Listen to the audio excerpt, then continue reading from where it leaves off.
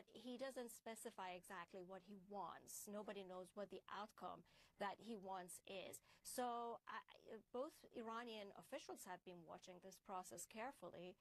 The point is that everybody, Iranian people, Iranian officials, they know President Trump doesn't bluff, that he comes through with what he says. So there are worries that any kind of military strike can get out of control. Iran does have retaliatory capabilities, and it can retaliate against forces in the region. And as you just heard Kristen laying out the options that Trump is considering in Iran in her new reporting here, these targeted strikes on nuclear facilities, maybe to a more sustained operation that could last weeks, to toppling the government. I mean, this really is the range. You do say that a significant number of Iranians would welcome a U.S. operation aimed at regime change. What are you hearing? In January, when Iranians were protesting, President Trump did send a message to Iranians that they should keep protesting, help is on the way. And Iranians went out. What they were faced with was a regime that went to very extreme measures, killed thousands of people. And the idea of the massacre is very present in their minds. I think the regime has entered a very critical point at this point. It's a historic time. Iranians want this regime gone. And there is a big population inside the country that believes President Trump has a magic wand and can somehow magically get rid of the Islamic regime. That view is clearly not shared by everybody, but people are frustrated, they are angry, and they want this regime gone. Yeah, and when they look at those who are concerned about retaliation by Iranian forces and what that would look like, can you expand on that a little bit more about their concerns? Well, Iran has missile capabilities, so it can hit some targets in the region, and that might get out of control. Iran is a country of 92 million people.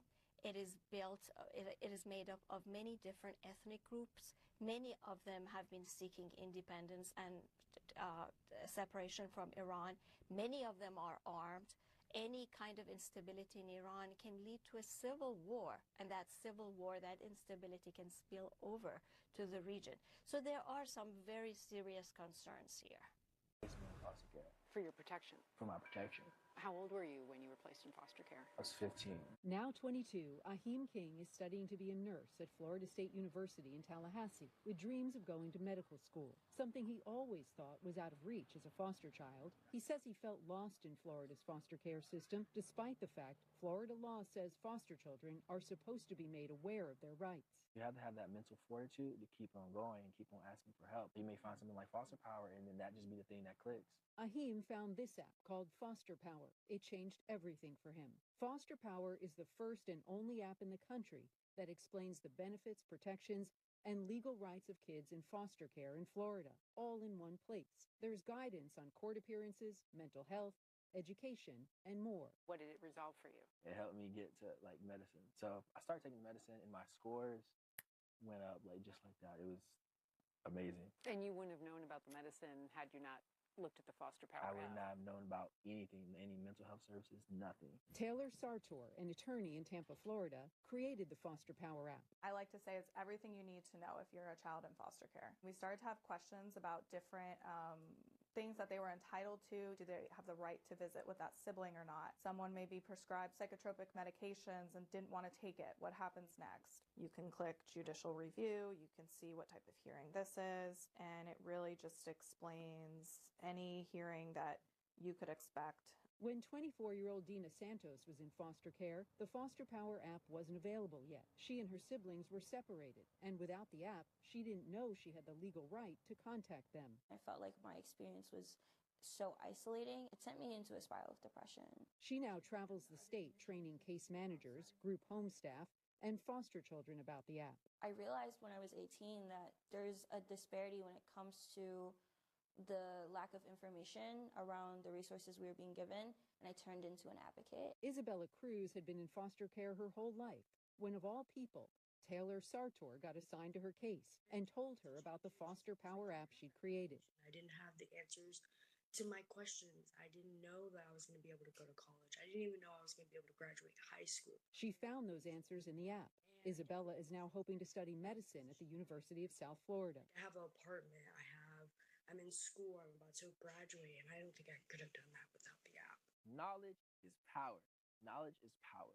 Back in Tallahassee, Ahim King is focused on his future too. The app helped him figure out that the state pays college tuition for foster children in Florida. I felt like it was my out, it was my ticket, that I can make it despite everything that I've been through. How grateful are you? I'm extremely grateful. I feel as if an app can help with so many things, like internally to where they can externally be better, strive for more.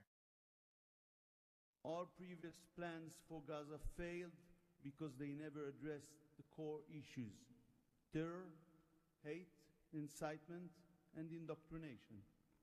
At the heart of President Trump's comprehensive plan are the disarmament of Hamas and Islamic Jihad, demilitarization of Gaza Strip, and de-radicalization of Palestinian society there.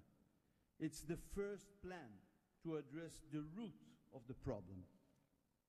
We support it and are working and will work toward its success. Hamas must be disarmed. That includes all its weapons, its terror infrastructure, underground tunnel network, and weapons production facilities must all be dismantled. As the plan emphasized, there must be a fundamental de-radicalization process. The infrastructure that indoctrinates Palestinian children to hate and kill Jews in educational and religious institutes should no longer exist. All those are important not only for the Israelis. Gazans have lived under a terror regime for decades. The people of Gaza must be liberated from these terrorists. I want to make this opportunity to wish Muslims around the world Ramadan Kareem. There's a quote I like: "Courage isn't the absence of fear, but acting in spite of it." The strength of the citizens who acted even when they were afraid was truly incredible.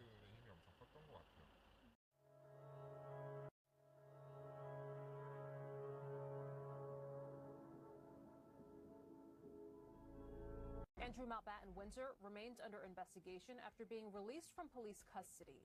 Right now, authorities continue to search his former home in Berkshire. The former prince was arrested on suspicion of misconduct in public office, but has not yet been charged. Actor Eric Dane has died at age 53. Dane steamed up primetime TV on Grey's Anatomy at the height of the show's popularity. A statement from his publicist says that he died on Thursday following a courageous battle with ALS. President Trump says that he will make a decision on possible military action against Iran within the next 10 to 15 days. Trump is trying to pressure Tehran to agree to a new nuclear deal after he pulled the U.S. out of the previous deal during his first term. Sources say that the U.S. could be ready to attack Iran as early as this weekend, though officials do not expect strikes to happen that soon. U.S. President Trump is giving himself another 10 to 15 days to make a decision on whether to order military action against Iran over its nuclear program. He has already ordered the largest U.S. military buildup in the Middle East in 22 years as he tries to pressure Tehran to negotiating table. CNN's Kristen Holmes has the latest from the White House for us. President Trump continues to weigh a range of options when it comes to military intervention in Iran. This would include either targeted strikes that might force Iran to the table for negotiating to a much more longer, prolonged military operation. We are told that behind closed doors, President Trump just has not made a final decision here. Now, the White House has stressed that the first option the president would like to take is diplomacy. And today he discussed what that timeline would look like in terms of Iran coming back to the table before there could be potential strikes. Take a listen. I would think that would be enough time, 10, 15 days. Pretty much maximum. And now he said 10 to 15 days. That was just hours after he had said 10 days. So clearly there is a shifting timeline. And really this kind of ambiguity or vagueness is something that we are hearing is happening behind the scenes as well. I talked to a number of advisors who seemed to not know how to communicate or did not know why exactly it was in America's best interest to get involved now in some kind of military intervention in Iran, and how to communicate that to the people. Remember, there are still a number of questions here as to what exactly the United States is hoping to achieve if they are going to, in fact, strike Iran. Is this going to be a targeting of top leadership? Is this a targeting of enrichment capabilities or ballistic missile facilities? We do not have those answers from the White House or from the administration. And if it is to be some kind of regime change that the United States is hoping for, it is unclear that the United States or the administration has a plan as to what exactly that would look like on day 2 after these strikes. Right now, the White House has not really sold to the American public why there might be this heightened sense of needing or urgency to go into Iran. But we do know President Trump has not yet made up his mind. He is waiting, weighing these various military interventions as well as this idea of trying to reach some kind of diplomatic solution. Kristen Holmes, CNN, the White House. And Sama Abdulaziz is covering all of this for us live from London. Sama, thank you so much for being with me. To no one's surprise, yesterday's top story across every single newsroom was the arrest of the former prince. And today, the coverage is definitely going to continue. But what's going to happen next? Let's start with the coverage today, and I want to specifically start, Ben, with that image of former Prince Andrew slouched in the back of a car, because that image is on the front page of every single newspaper in Britain today with some salacious headlines around it. I don't think there's a family that didn't have a discussion about this picture if they're not going to already. Every bit of it has been analyzed. The look of his face, ashen, the image in his eyes, shocked, terrified, the way that he's slouching in that back of the car, appearing as if to hide from the cameras, tabloids interpreting him as a coward, as someone who has now been caught out, as a former prince who has fallen from grace. In this country, we don't really have mugshots, Ben, so this is, if you will, the mugshot that Britain is going to wake up to this morning. And yes, he has been released from prison, but there was really a moment there where we wondered, are we going to see a member of the royal family, someone born into privilege and luxury, spend a night in prison? But his troubles are, of course, far from over. As you mentioned, his former residence in Windsor is still being searched by police this morning. We are talking quite literally about monarchy property where police are looking through documents. We've heard, of course, from King Charles, his brother, that he is willing to support this investigation, which, reading between the lines, means that police may be able to access computers, information, messages that Andrew may have sent. Specifically here, we are talking about the period in time between 2001 to 2011, when he was still a prince and was serving as a trade envoy for the country. Now, he was arrested on suspicion of misconduct while in public office. That relates to the accusation that he sent, forwarded, passed on sensitive government information to Jeffrey Epstein while he was a trade envoy for this country. That would be a massive violation of his role, of his bound to confidentiality as a member of a trade envoy for this nation. So that is right now what is being investigated by police. Not, of course, the sexual misconduct allegations, but although it is him being investigated, it is very much the monarchy that is in the spotlight here, Ben. You saw that statement from King Charles, again, trying to separate himself from his brother. We heard from Prince William and his wife, who again backed that statement from the king. But how can you separate yourself from a man who you were literally family related to and who is still eighth in line to the throne? So a lot here coming ahead, an investigation that's underway. The troubles are going to continue, of course, for the royal family. They now have to find a way to restore public trust, restore public affection for the monarchy while this investigation drags out. This is only the beginning. He has not been formally charged. That is what we're waiting on, Ben. So until we see either a formal charge or a move from the police, we are in this waiting pattern to find out more. Okay, Sama Abdulaziz, thank you so much. Meeting of President Trump's Board of Peace saw some lofty pledges for the future of Gaza, but there are still many questions about next steps.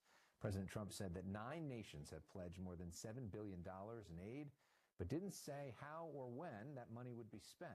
He also said the U.S. would contribute $10 billion and that he would lead the Board of Peace indefinitely. Top officials laid out their vision for Gaza's future. We have to get this right. There is no plan B for Gaza. Plan B is going back to war. No one here wants that. Plan A, the only path forward, is one that rebuilds Gaza in a way of enduring and sustainable peace, where everyone can live there side by side with one another and never worry again about returning to conflict, to war, to human suffering, and to destruction. Gaza not as it was, but as it should be, including its governance. Effective public institutions serving the people, a business environment where enterprise flourishes, an education system educating the young for tolerance and achievement, and a tech-enabled society making the most of the digital revolution.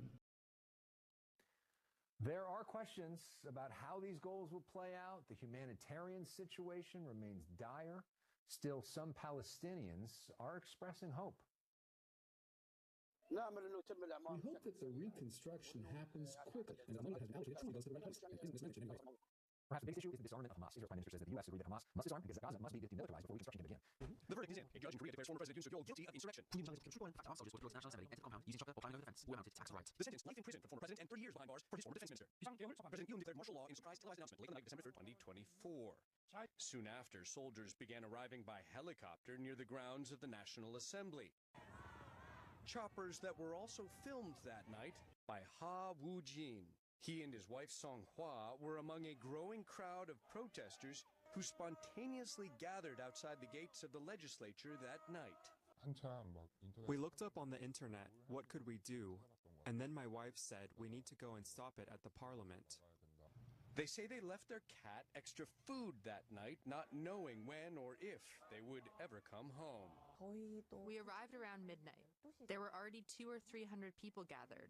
We had been feeling quite scared, but were relieved to see a lot of other people. Amid confrontations with soldiers and police, lawmakers also rushed to the assembly, including opposition leader and current elected president Lee Jae-myung, who live-streamed himself jumping a wall to get into the compound. Within hours, assembly members voted to overturn martial law. Huge pro-democracy crowds swelled on Seoul's streets, and in the following weeks, lawmakers voted to impeach Yoon. The Constitutional Court stripped him from office, and authorities arrested him. Former Justice Minister Cho Kook was among the politicians quick to denounce Yoon's short-lived power grab. At the very least, Yoon Suk-yeol should get a life sentence because he tried to destroy South Korea's democracy. There are many places where democracy is faltering. South Korea's experience shows the power to protect and recover democracy lies within the people. People like Ha Woo-jin and Song Hwa. She resells used clothes, he has a trading business, but on the night their president declared martial law, they sprang into action to defend South Korea's democracy.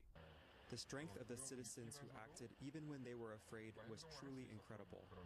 In previous court appearances, Yoon showed no remorse, calling the investigation a political conspiracy and claiming he had no choice but to declare martial law to break political gridlock.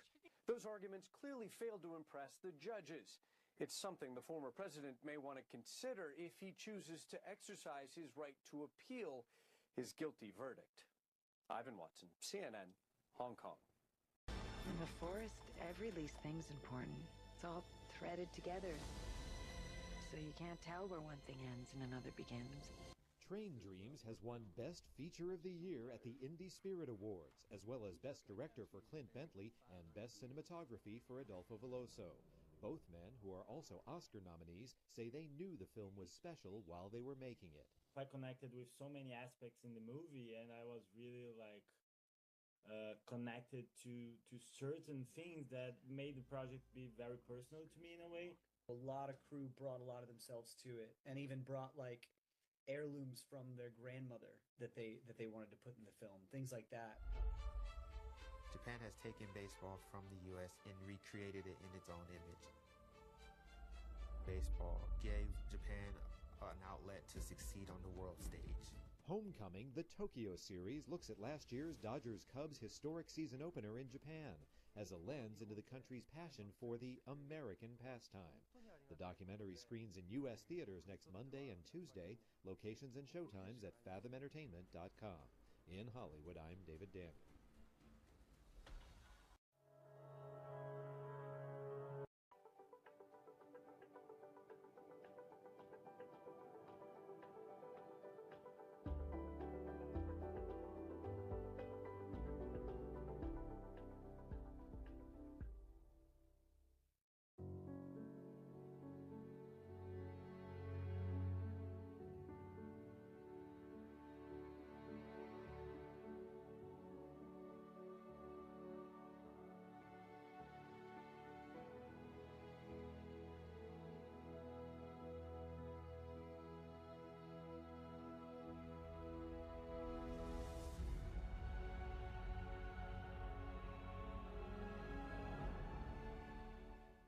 This is CNN. More people get their news from CNN than any other news source.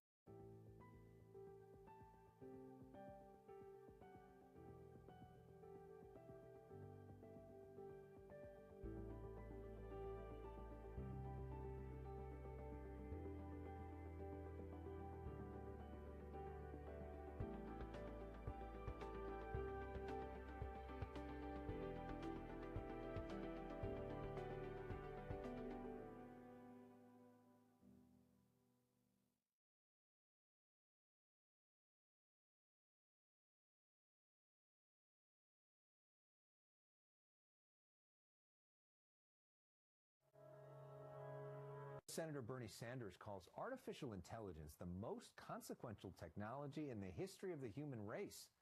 He says he's worried about it. He says AI and robotics could affect anything, from our jobs to our children to our entire future. I sat down with Senator Sanders last night here in Southern California and asked him what he wants to do about it. About artificial intelligence, yes, which I know is something you're so passionate about, such a big issue here in California, especially in Silicon Valley. What is the most important thing that you want to see be done when it comes to artificial intelligence, and do you have the votes to get it done? In my view, artificial intelligence and robotics are going to bring unbelievable change to this country and into the world. And we are not prepared for that. I worry about tens of millions of jobs over the next decade being lost. I worry about the impact that it will have on making our children emotionally dependent on AI agents. And by the way, and this is, people know a lot more than I do, there is a real fear that as AI becomes smarter than human beings, there really is a question about who will control the planet. That's not science fiction. That is what serious people are worried about. So I think you have to understand that AI and robotics are being pushed, once again, by these same oligarchs, the same exact people. Same people. The Musks, the Zuckerbergs, the Bezos, putting hundreds of billions of dollars. Do you think that these guys are staying up nights worrying about the working class, about the jobs that are going to disappear? No, it's literally to get rid of the jobs, right? That's exactly right. Right. They're in it for the wealth and the power. And I think we got to say, excuse me, this has got to slow down. AI and robotics can work, but it has got to work for human beings, for ordinary people, the working people, not just for billionaires. And so what does that look like from actual legislation? What can Well, we do? we're going to introduce legislation calling for a moratorium on data centers. Data centers are the infrastructure. No data centers, no AI. And I think we need right now to slow it down. I think we got to work with China on some of these issues, other countries. We're in a very dangerous situation, in my view. And there are bipartisan votes for that? We will see. Joining me now is Vali Nasr. He's a professor at Johns Hopkins University. He's also the author of Iran's Grand Strategy of Political History, longtime Iran analyst. Vali, good to have you back. Thank you. Good to be with you. So you now have this discussion of the possibility of short strikes just as a pressure tactic against Iran to perhaps bring them to the table more seriously. In your latest analysis, you say Iran is preparing for a long war. Tell us your best read of how this is going to play out. Well, I think there's a risk that Iran will not just come to the table if there are short-term strikes, that it will calculate that it's much better for it to retaliate against the United States, because so far symbolically reacting to American bombings of its nuclear facilities has only encouraged additional military threats. So I think they would like to sort of draw the point for White House that there is a cost to going to war with Iran, that this is not going to be like Venezuela. It's not going to be without casualties, without cost to the region. And the only way they can show that is actually by striking at U.S. personnel, U.S. ships, U.S. facilities, as well as across the region. Yeah. And listen, of course, the danger of escalation, if that were to happen. What is your best read of Iran's capabilities now to carry out a robust retaliation, given all the strikes we've seen, particularly from Israel in the last year, but also the U.S.? Do they have the capability to do so? Well, first of all, during last year's attacks, they did hit Tel Aviv and Haifa, and about 20% of their missiles got through Israel's Iron Dome. But Israel is sitting much farther away from Iran. U.S. ships are sitting off of Iran's shore. So it's not just long-range ballistic missiles, but short-range missiles. And Iran can also not target the U.S. necessarily, but target oil facilities, tankers, shipping, drive the price of oil up. And secondly, the question of how effective Iran's retaliation would be is in the eyes of the beholder. It really depends on what is the President Trump's threshold for a cost of war. Is it one body bag? Is it 1,000? Is it one oil facility? It's definitely not going to be zero. And the Iranians want to argue it will not be zero, because that's the only way in which they think they can deter President Trump. Welcome back. Pressure is mounting for investigators amid the ongoing search for Nancy Guthrie. Mexican officials say there is no indication the 84-year-old is in their country. Authorities on both sides of the border were told to be on the lookout for clues as part of standard investigative procedures. Guthrie was last seen on January 31st before she was apparently kidnapped from her home in Arizona. Investigators continue to run analysis on DNA that was found in the house, and right now they have no leading theory about a motive. Mexican authorities are looking for clues in Nancy Guthrie's disappearance, but news of her apparent kidnapping has not reached many residents in Mexico City. CNN's Valeria Leon reports. On the streets of Mexico City, most people we spoke with had never heard of Nancy Guthrie. I don't know much about the case. I'm not aware of it. For many Mexicans, this lack of awareness is not surprising. Mexico faces its own crisis of disappearances. In Mexico City, there's even a traffic circle where faces of the disappeared are on display, a constant reminder for families still waiting for answers of their loved ones. Here, we've had many people go missing, and this shouldn't happen because we all want to make it home. In our search, we found very little newspaper coverage. If you take a glimpse at newspapers here, you'll see there's no mention of the Guthrie case on any of their front pages. And with so little information available, people remain largely uninformed about her apparent kidnapping. That's all I know, that she's been kidnapped. It's been several days already. I don't know how many.